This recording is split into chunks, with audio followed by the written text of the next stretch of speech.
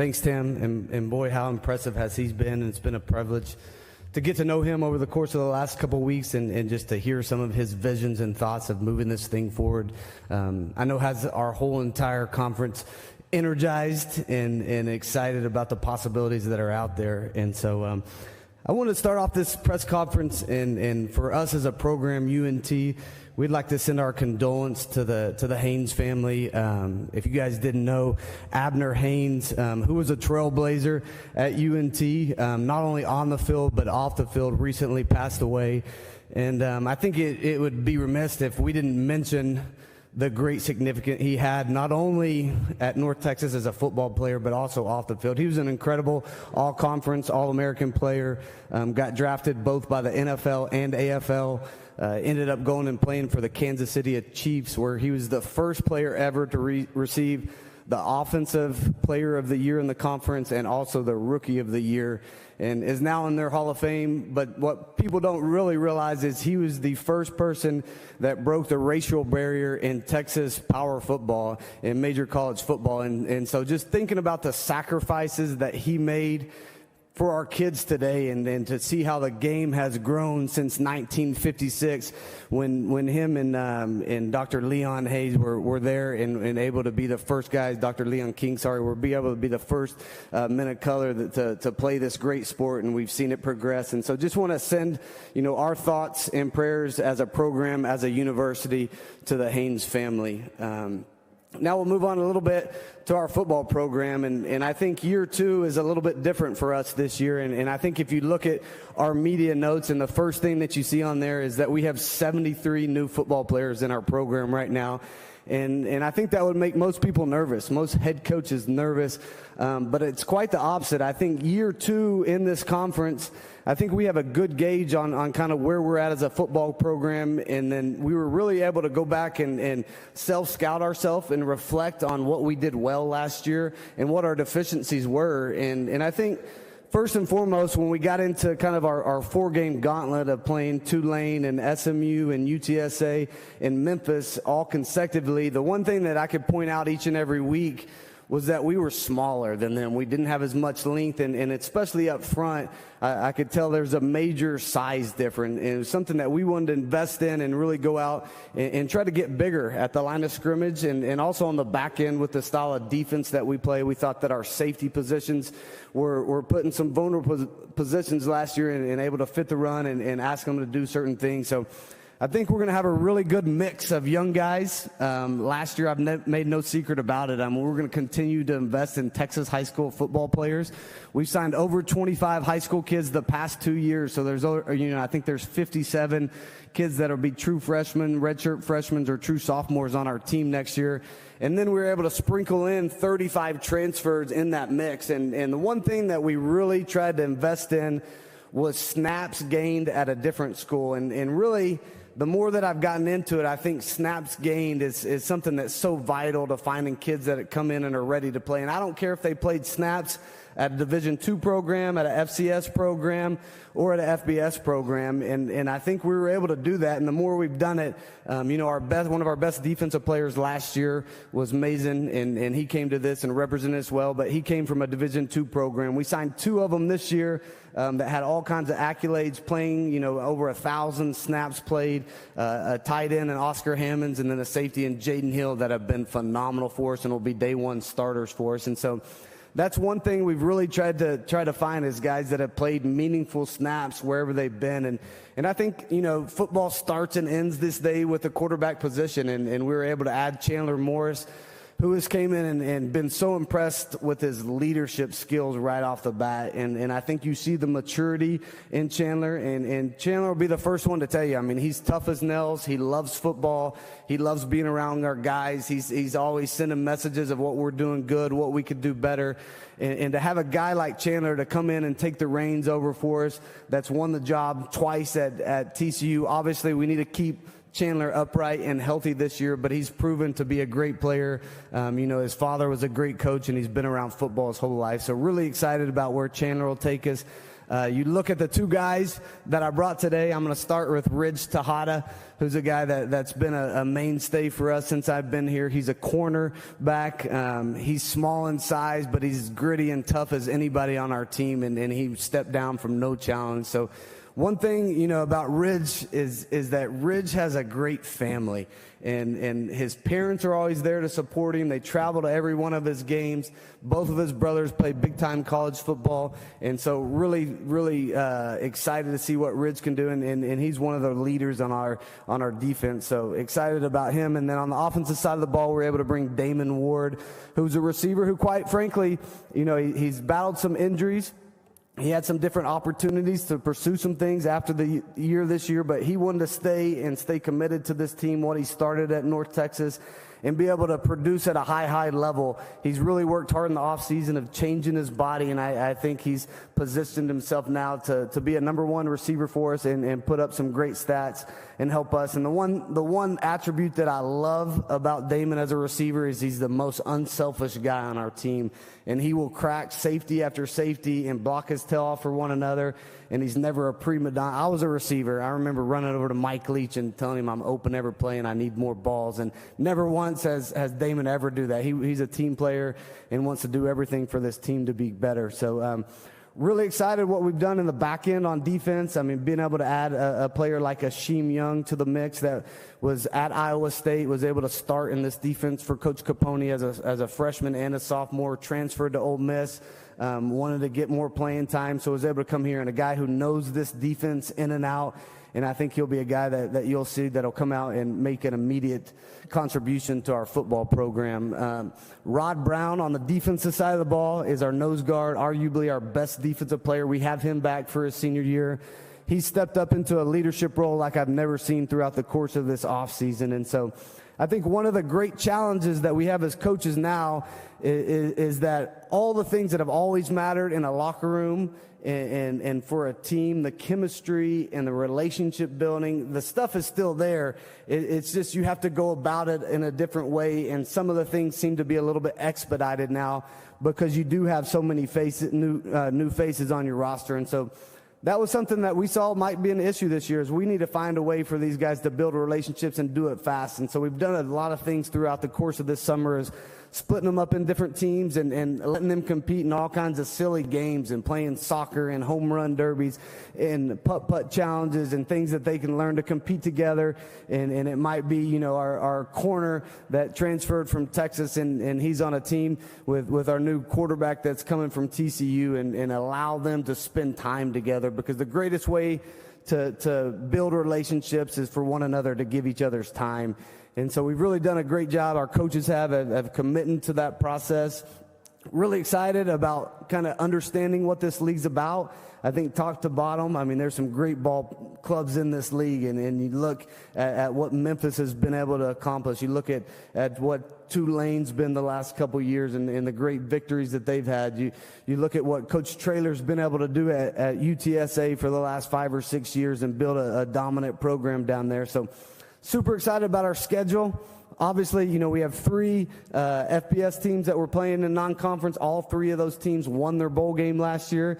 And so it will be a challenging, preseason for us to be able to go to South Alabama. Super excited about that. We have Wyoming, which is one of those programs, completely opposite from us. We want to go as fast as we can, mock speed, score from far, do all these things, exciting brand of offense, and Wyoming's from the other side of the world, where they want to slow everything down and put these tight ends in and be able to pound the rock a little bit, like Coach Brewster was talking about a little bit. So, and then obviously will be a great time and a personal experience for me to go back home to Texas Tech, a place where I grew up, a place where I played under Coach Leach there and was able to coach for 5 years after that. So all my family still lives in the Lubbock area. Super excited to go back with a green proudly on my chest and lead a football team out to battle the Red Raiders there in Lubbock. So super excited about being in this conference, about the leadership of the conference, about the leadership with Jared Mosley at our institution, continue to give us every resource that we could possibly need to perform at the highest level in this conference. And so I think we're just in the beginning stages of it, but the progression of it has been fun to be involved in that and to continue to find ways to grow and make this program better day in, day out. So I appreciate you guys' times, and we'll open it up for questions now. All right, we'll start over there on the far right. Hey, Coach. I'm William Goodwin with the Frisco Bowl. A lot of people around the Dallas area are following Chandler Morris just because he was an Elite 11 guy, a high school state champion, been around the block at Oklahoma and TCU. What are your expectations of him this year, especially opening up the offense for North Texas? Yeah, I think extremely high. I just think you look at the pedigree that he comes from. I think that you look at, he's been around football his whole life. We went back and we watched, some of his great games at Highland Park, how competitive he is, and his athletic ability comes out. He's great at throwing the football on the run. And then you go back, we really studied a lot of tape from him 2 years ago when Garrett Riley was the play caller here, because it's a little bit more of what we do offensively in a progression read system. And just to watch him, have 550 yards and 4 touchdowns against Baylor and do some of those things on these big stages. I mean, I think what's in there. Obviously, I've been blessed to be around great quarterbacks in my last 12 or 13 years and a bunch of guys that are still playing right now at a high level. And I think he encompasses all those great it factors that you talk about when you see those guys out there. But the coolest thing for me is just to be able to watch him come in and his leadership skills and maturity kind of matriculate throughout the rest of our program, and to listen to him through some of these OTA style things that we're doing in the summer now with some of the access that they're giving us. Is how vocal he is and how committed and how confident he is in his own ability to throw the football down the field and get first downs and ultimately touchdowns. So, yeah, super excited about what he's going to bring to the table, and we look forward to watching him run out the tunnel for us against South Alabama in a couple weeks. We'll stay on that side, on the right side. Coach Trey Smith, College Underdogs. I know your mentor, the legendary Coach Leach, one of the things I don't remember if I read it or saw him say, talking about his offensive philosophy, is that the ball always finds the playmakers. And my question is for you, with all these new faces that you were talking about you've brought in addition to Damon, who are some of the guys we can expect to see separate from the rest in terms of the ball finding them on those Saturday afternoons during games? Yeah, I think you look at the receiver room and you bring back, Damon Ward, Blair Conright, and Landon Sides are 3 guys that have started a number of games for us here. I think watching Landon Sides the last 4 or 5 games really break out and be one of our top targets was really comforting for us, and he's had an incredible offseason. And Blair is a guy that came over from TCU a couple years ago that has meaningful reps, that played in a national championship a couple years ago. And so this is kind of his last hurrah. And we added a couple transfers. And DT Sheffield is a guy who's super dynamic, will be a slot guy, might put him in the backfield a little bit. Jeremiah Allen, we recruited from Navarro Junior College a couple years ago, went to West Virginia, and then is coming back home to us this year. And then we were able to sign a bunch of freshmen, and the reports that we've gotten back so far is a couple of these freshmen. We wanted to really add some speed to the receiver room, and so we did that according to their track times and their 40 times. And so whether that translates into football, sometimes you don't know, but the reports we've gotten back so far have been phenomenal. And then I think Oscar Hammond will be a name to really know, is a tight end that we brought in from a Division II school up in Oklahoma. And I think in all of college football, if you put Division II and Division I together, I think he would have been the second leading pass catcher yardage-wise in reception if you added the Division II people in there. So a guy that's done it. He's used to catching balls, incredible ball skills. And we'll be able to be multiple with him. I think we'll put him out flexed a little bit. We'll put him in the box and allow us to get creative with what we do at the tight end position.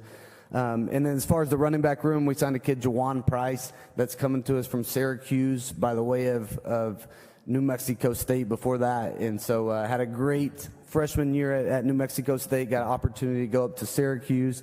Didn't get as many carries as we'd like. He's came back. He's running the fastest times on our GPS right now. of any of our skill positions. So a guy that will have the home run speed.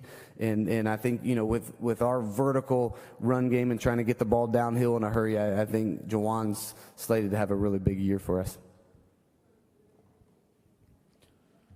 Next question will be over here in the back on the left. Hey, Coach. Sonoy Valente, Mean Green Show. When it comes to recruiting, obviously the Metroplex is a hotbed, but Denton specifically also has, countless amounts of high-rated recruits that a lot of other schools come to recruit as well. What is your approach when recruiting an athlete out of Denton? Yeah, and I think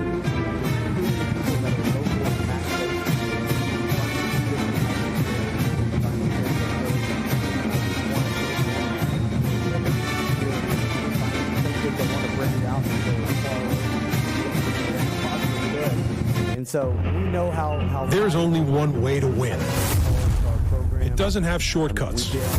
There are no snooze buttons, no excuses, and no days off. It's a spirit to outwork, outsmart, and outlast the competition. It demands boldness, grit, and guts. It produces courage and resilience. It says we can, and we will. It's what separates us from the rest.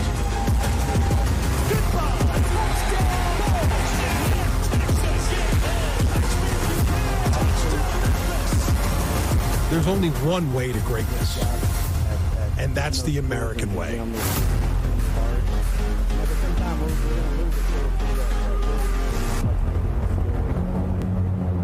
College away from his current situation. Next one will be right here in the front. Yeah, Coach Traylor was just in here talking a little bit about his team and his season, and he talked a little bit about the importance of the North Texas UTSA rivalry, which you've been a little bit a part of. How do you see that growing, especially with SMU leaving the conference?